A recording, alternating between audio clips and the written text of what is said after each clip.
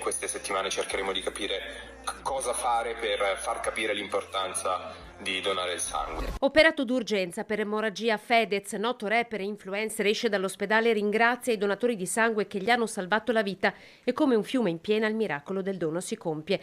Le Avis del territorio fanno sapere di centinaia di persone che si stanno mettendo in coda per donare e così è accaduto a Padova, dove dopo una giornata di tipizzazioni sul registro dei potenziali donatori di midollo osseo sono stati inseriti 231 nuovi nomi. Sappiamo in questi giorni l'appello di Fedez mai si finirà di ringraziare abbastanza i donatori di sangue.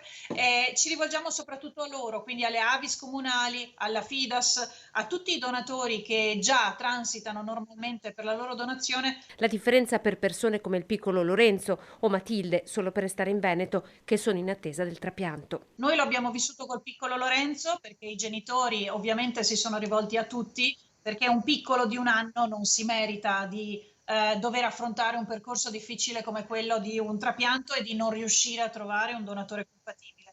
Quindi noi auspichiamo davvero che l'appello di Fedez possa essere raccolto da più giovani possibili. Per parlare a 360 gradi in un'unica lingua del dono, senza essere toccati dalla malattia, senza che ci sia un treno che all'improvviso ci travolge. Il prelievo di sangue rimane la procedura standard per raccogliere dati genetici e capire se questi possono essere incrociati con chi oggi è in attesa di trapianto. Da 1 anno e mezzo però è possibile farlo anche con il solo prelievo di saliva, proprio quello che ADMO sta facendo nelle piazze del Veneto.